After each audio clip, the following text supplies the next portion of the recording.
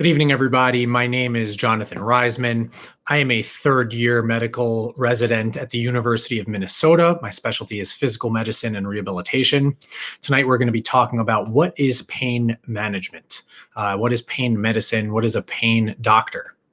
So in general, as I like to mention in the beginning, this is not medical advice. This is medical education. Thank you to everybody who's joining in. So none of this information should be taken as medical advice. It's educational in nature, and this is also not a representation of my medical residency or program. This is my own individual views. So what is pain management, and what is pain for that matter? So we're aware of pain, and I think a lot of people know when they themselves have been in pain. It's easy to see somebody else when they're in pain at times, but a lot of times you don't see somebody else's pain. And there are a lot of types of pain. There's physical pain, there's emotional pain, there's spiritual pain, psychological pain. And then, why do some people deal well with pain? Some people say they have a low pain tolerance. Some people have a great pain tolerance. And how do you become a pain doctor? So a pain doctor goes to medical school. And after going to medical school, they go to residency. And after residency, they do a fellowship in pain management. Now, in order to do that pain management or pain fellowship, they have to do a residency which allows them to enter that field. So the residencies that are typically done, if somebody's going to be going into pain medicine, are either PM&R, which is what I'm doing, or anesthesia, which is a very common route, or neurology or psychiatry, actually. I've never met a psychiatrist that's gone into pain medicine afterwards, but according to the medical board, that is an option that you have. So the residency would be 4 years after medical school, and then you have the fellowship in pain medicine, which is 1 year long. Now, what do you learn and what do you do? So a lot of times people think of pain medicine as somebody who gives out pills or somebody who just manages opiates or morphine or things like that. And while classically there has been a lot of pills in pain medicine, that's really not the extent of the education. And in fact, we're definitely moving away from that. For chronic pain, doctors do not want patients taking opiates by and large. That is not the ideal method of treatment at this point. And we know that opiates have a lot of negative side effects as well. But in addition to pain and the pain medicine, what you learn in pain is interventional pain and interventional procedures. So what does that mean? So you'll hear the term intervention before a lot of things, such as interventional radiology, interventional cardiology, interventional pain. Intervention is when you are doing something to try to stop something. Usually it's physically interrupting something. So in cardiology, an interventional cardiologist is going to, in an interventional suite, go in and make some changes to the heart.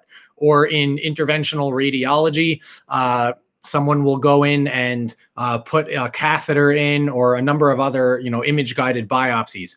In interventional pain medicine, what a doctor will do is try to stop the source of pain or relieve the source of pain. Now, if somebody's been in pain for 20 years, 30 years, what are the odds that you're going to take away that person's pain entirely? The likelihood is you're not going to reduce pain altogether. If somebody's had bad knee pain or bad back pain for 20 years, 30 years, the name of the game is just to reduce the pain. It's probably not going to go away entirely. In that regard, the term pain management is probably not a bad word because it's management. You're managing the pain. What type of interventions are there in pain? So let's say somebody has a bad back. And what does that mean? So they have back pain. Where is their pain coming from? So a pain management doctor will be sort of like an investigator to try to determine what is the source of the pain, what is the pain generator. So your back is hurting you. It could be coming from the muscles in your back. It could be coming from the discs in between your vertebrae in your back. It could be bone pain. It can be nerve pain. There's lots of different things that could be the source of the pain. A pain doctor will do a comprehensive neurologic musculoskeletal exam, obtain imaging. But even with physical exam and with imaging, you cannot entirely be sure what is the pain generator. So for instance, in the low back, let's just say we're dealing at the lumbar third vertebrae, so the L3 region, it's possible even after physical exam and after reviewing the imaging that the pain could be coming from the disc, the pain could be coming from nerve root irritation. It could be myofascial, so a mix of the soft tissue generating the pain. So how would you figure it out? So a pain management doctor would then do an interventional procedure, which is a nerve block. So if depending on what area they thought was likely causing the pain, in the interventional suite, using image-guided techniques, they would block the nerve that is responsible for a specific joint. So the facet joint that they thought was maybe the cause of the pain. And then they would see, how does the patient do? By blocking that nerve, did the pain go away? Well, if the pain did go away or went away to a certain degree, then the next step would be to do what is called a radio frequency ablation. So it's essentially fancy terms for burning. So if the doctor has decided, based on the evidence, that a certain nerve is responsible for picking up the sensation of pain, then instead of just numbing it and blocking it, which will only last for, a few hours, a couple of days, maybe, depending on, how a person responds, radio frequency ablation, some people don't benefit from it, but it can last for a year. Some people have said it helps them for even more than a year. And then you can always have it done again. The nerves would grow back. So what that procedure would involve is, under image guidance, putting a needle up against the nerve or in the vicinity of the nerve that is responsible for picking up that pain. And then actually that needle has an electric wire attached to it, and you put on an intense amount of heat, and the nerve itself is actually burned and then is not able to pick up pain anymore. Now, I mentioned a little bit earlier, opiates. People think about pain management in terms of taking opiates, morphine, Percocet. So if somebody is taking a pill, and this is not true just for opiates, but for any medicine, if somebody is taking a pill orally or taking medicine intravascularly or intramuscularly, that medicine goes into the bloodstream and then gets distributed out throughout the entire body. So let's say somebody's taking 10 milligrams of a drug. That drug is going to have effects on the entire body, not just the back, where let's say they want pain relief. So a lot of negative side effects can occur. What can happen, there is an option that some patients, if they really need certain medications, they can get pumps put into their back. So this would be called, let's say, an intrathecal pump. And the pump is implanted surgically into their body, and it is injected with a certain amount of medicine.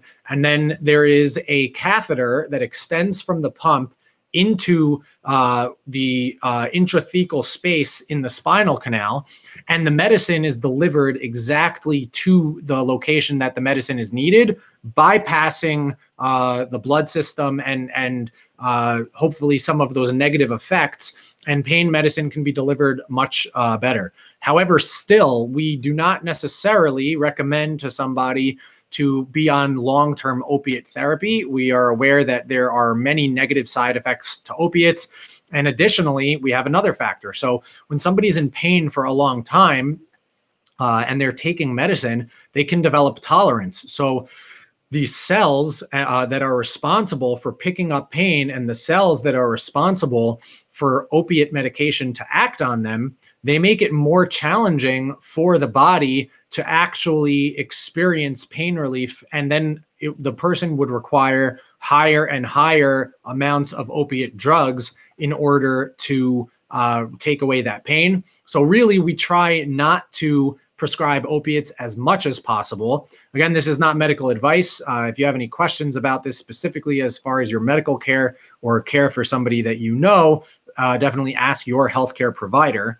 But in general, you'll definitely see there's a shift towards limiting or getting rid of entirely prescribing opiates to somebody if there are other things that can be tried first. There are other types of pain. So for instance, I mentioned there's musculoskeletal pain, but then there's also nerve pain. So there are medications that act specifically on the nerves. Gabapentin is one medicine that acts on nerve pain.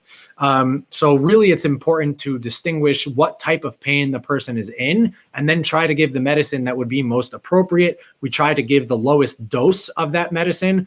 But then the other thing is, we also, with pain, we try to have an interdisciplinary approach and a multimodal approach towards pain. So if somebody has back pain, after being in a car accident, and maybe they herniated a disc, and then after they herniated a disc, their muscles tightened up, and maybe this has gone on for 3, 4, 5 months. Your body is afraid of hurting itself and of making the injury worse. So your body actually becomes afraid of motion. The muscles stiffen. And then that pain that comes from the muscle stiffening might end up being the source of the pain down the line. The discs themselves could actually potentially go back into space. So in that case, an approach to pain management could include many things. It could include physical therapy, stretching, maybe one of those injections that I mentioned, possibly medication, but really all of those different things can be used at once. People ask about chiropractors, acupuncture, osteopathic manipulative medicine. The thing about all of those is that those are all passive techniques for therapy. So what that means is you have somebody doing something to you. So if you're going to a chiropractor because you want to get your pain to go away, the chiropractor is the source of making your pain go away.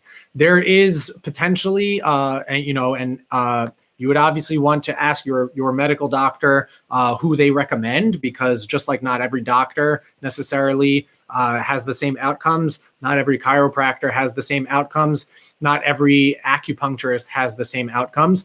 But that being the case, even if you find one that you trust, you would not necessarily want to be going to a chiropractor every single week for 10 years. That is not going to be the fix.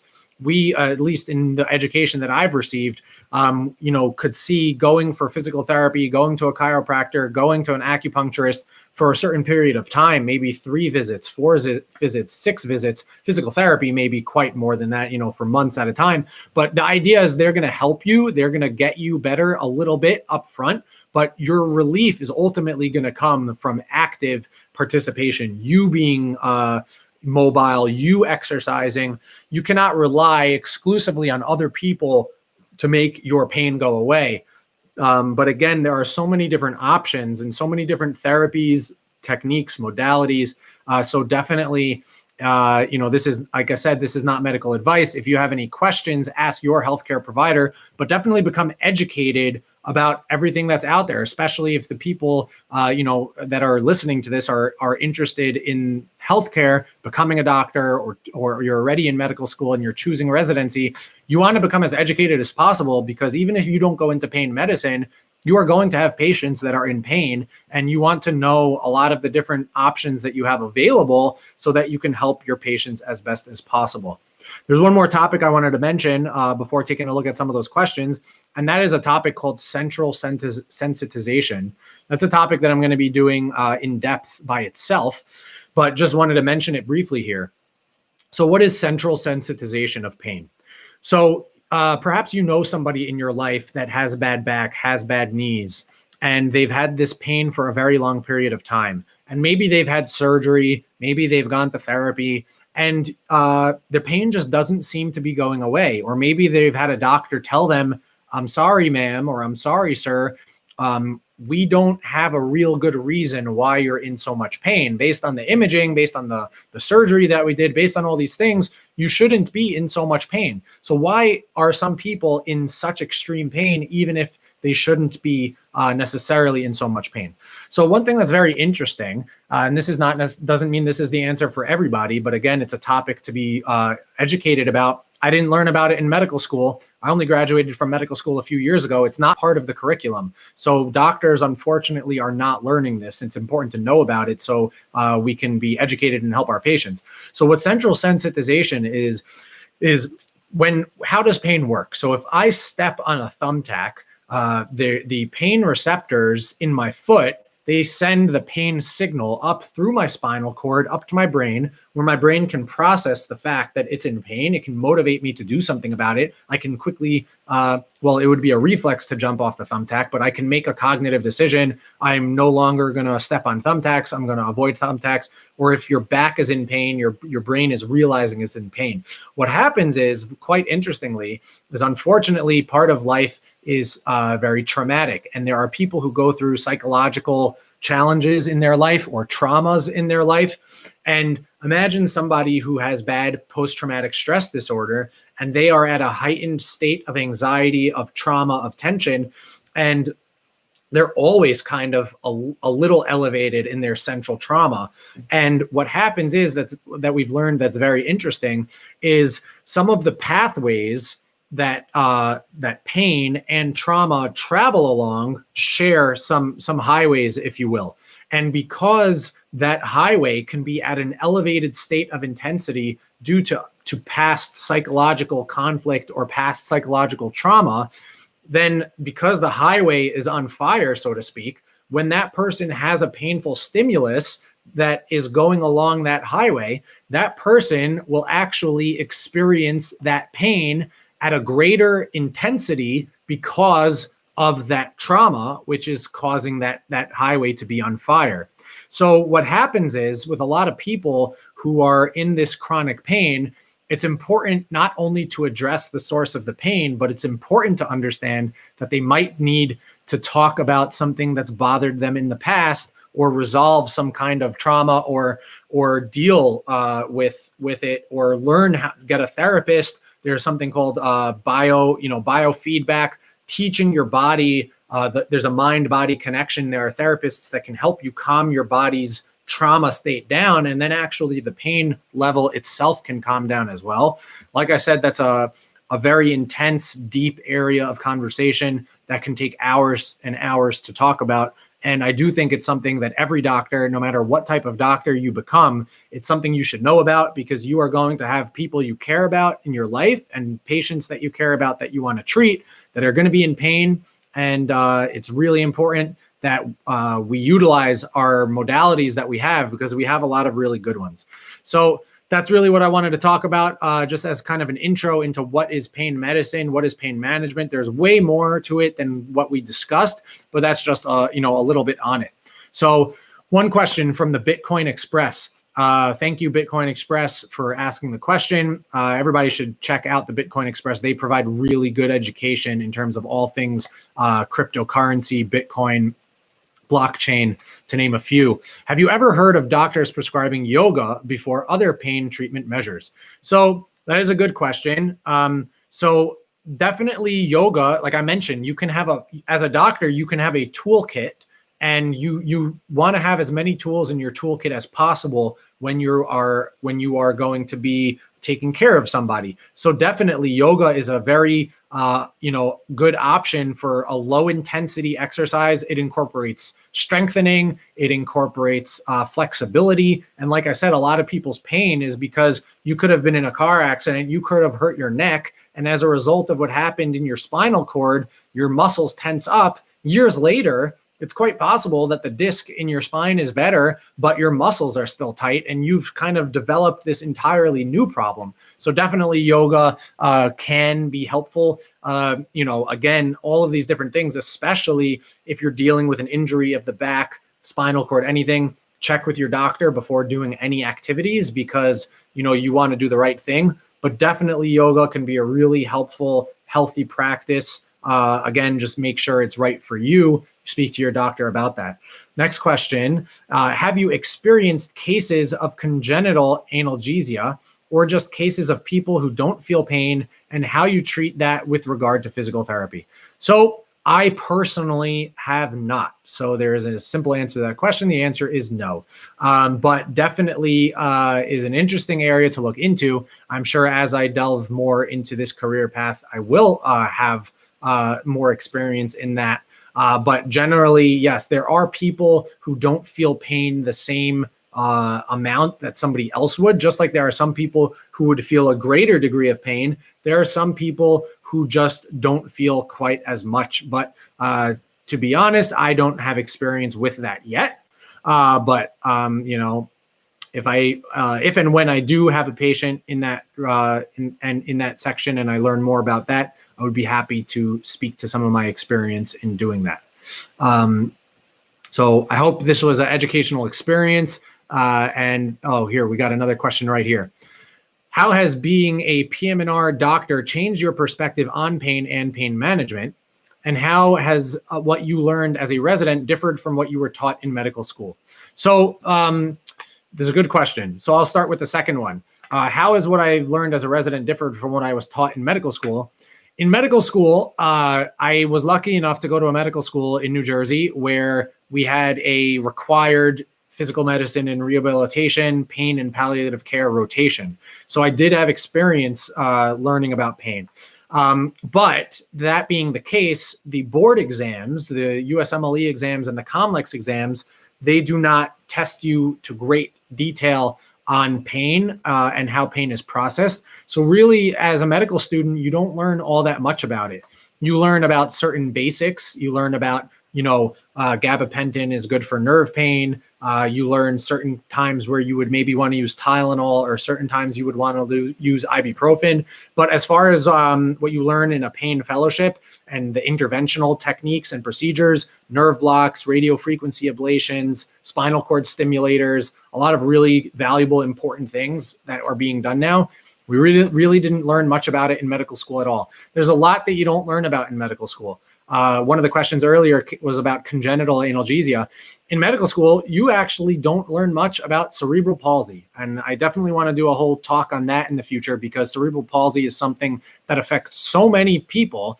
And we actually just don't learn much about it in medical school. I mean, it's pretty crazy that is not part of the required education. But I'm not in charge of what's required and what's not required in medical schools nationally, but there's a lot that we don't learn about that we need to be learning about. Now, how has being a PM&R doctor changed my perspective on pain and pain management?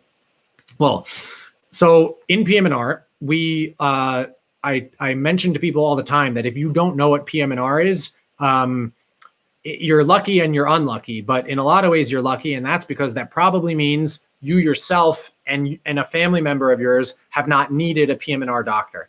And that's good, because a lot of times when you need a PM&R doctor, if it's inpatient, it means you or someone you care about has gone through a very traumatic experience, spinal cord injury, brain injury, stroke, burn, cancer, to name a few of the rehab type situations that you would need a PM&R doctor. And then in the outpatient world, PM&R doctors are dealing with a lot of chronic issues that somebody with a congenital or acquired disorder may have. And then more lightly, someone with sports injuries or just acquired back injury or something like that. So as far as that goes, as a PM&R doctor, a PM&R resident, as I mentioned, I'm in my third year.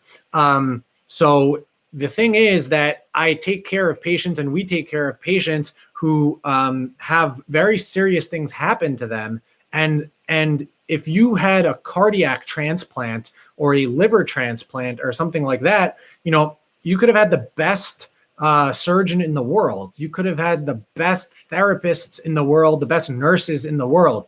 But if you're in terrible pain, it's just very difficult to do what it is that you need to do. It's difficult to do the therapy that you need to do.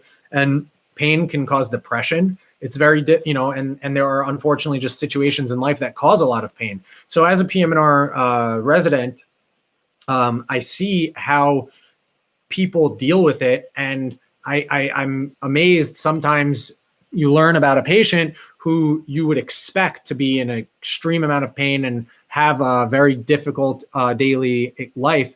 And then you meet them and you see that they're actually on cloud nine. They're so happy and things are going really well for them. And that's because they maybe have been really lucky in terms of they've had good ways to learn how to deal with their pain, whether that's physical modalities or even psychological modalities, making meaning out of their situation, which is really, really important.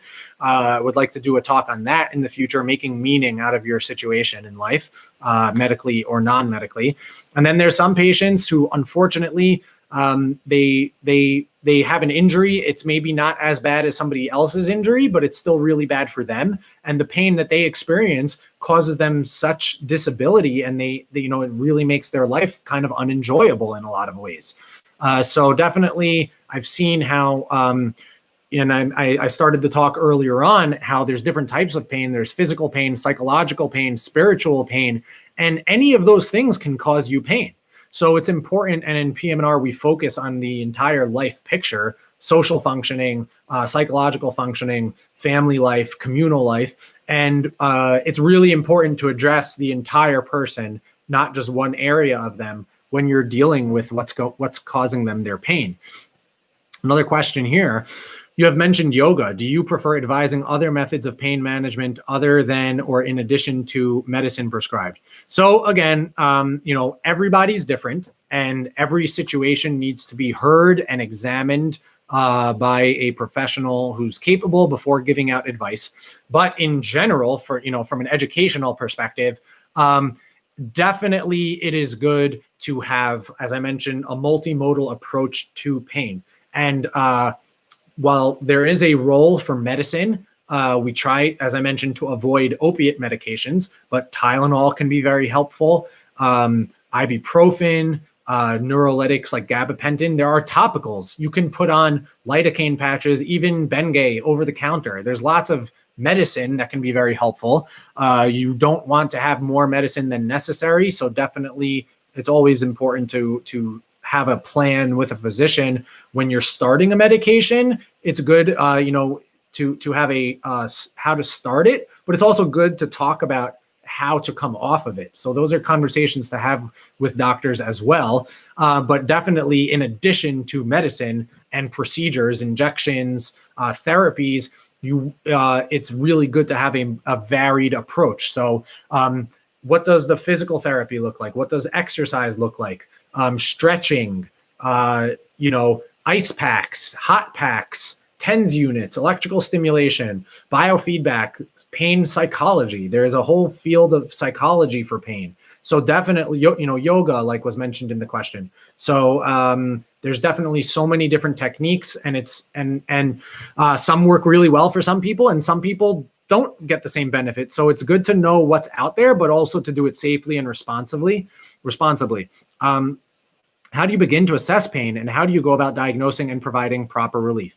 So again, it can be different for every patient and every person, but in general, if a patient comes in and they are in pain, so first of all, most people are not going to wind up at a pain doctor's practice without being referred to them.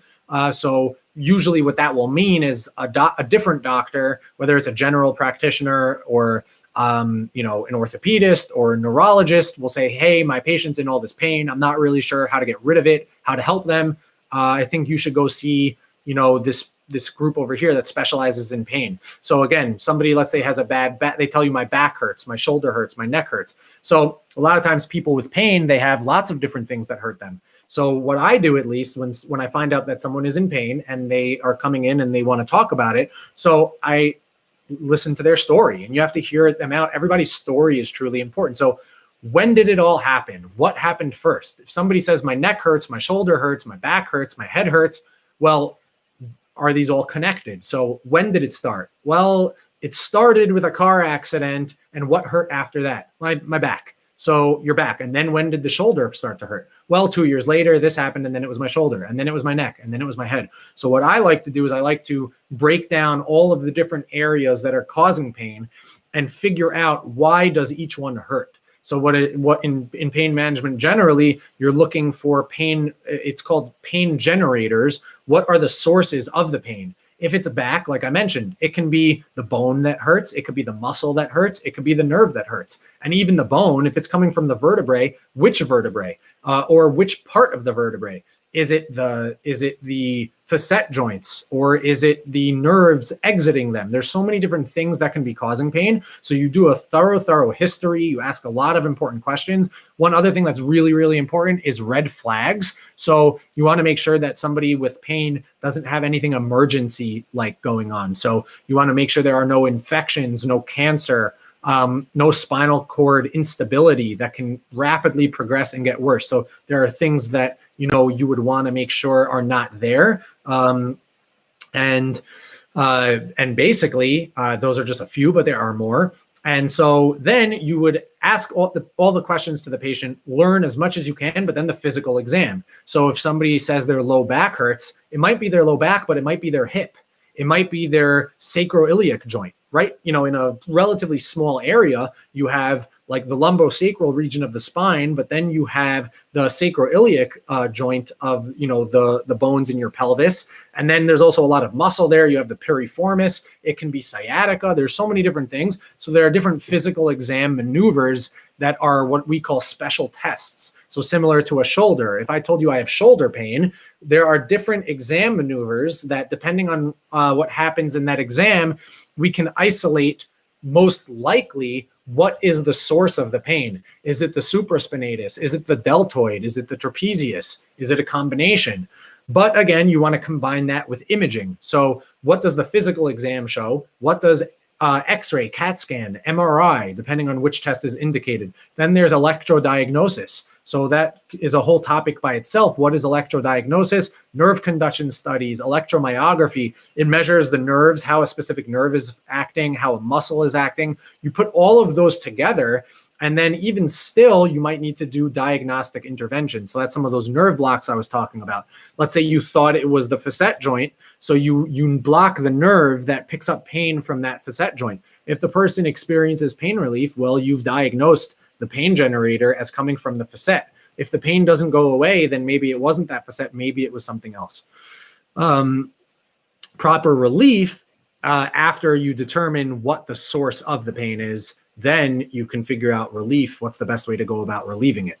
Also, how would you determine the level of pain a patient is experiencing? It's very difficult to do, but what we do and what doctors do, and it's been validated, is it's kind of simple, but a lot of times doctors will ask a patient, what's your pain score on a scale of 1 to 10? And generally people will, if they understand that 1 to 10 will be consistent. So a lot of times that's used. Let's say you did one of those nerve blocks, you would ask a patient, what's your pain at right now? And they tell you a 10.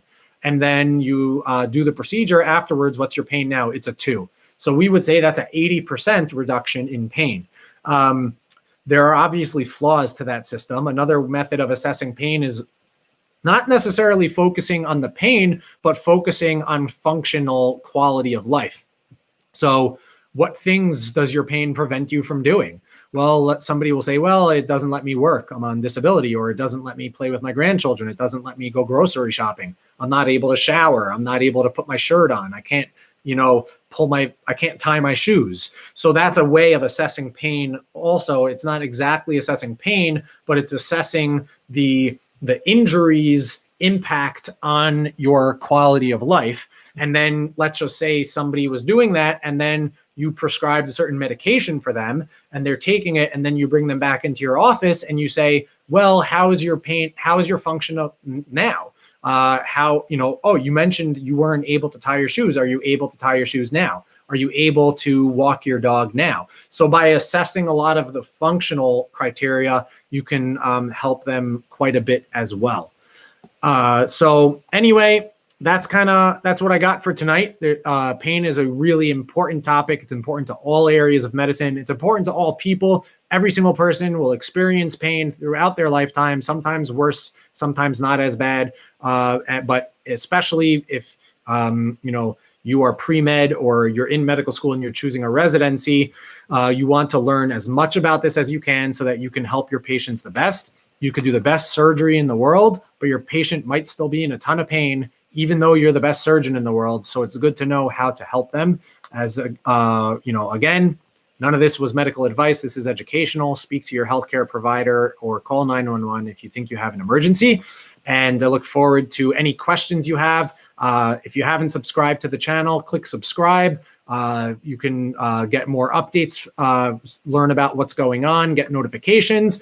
And then if you would like to ask any questions, if this topic has brought any questions into your mind, or if you are interested in pain or pursuing a career in pain, as I am interested in pursuing, definitely reach out to me with any questions that you have. That's at Dr. John Reisman. The link is in my About in the YouTube channel. Have a good night. Thank you. Look forward to seeing you next week at the same time.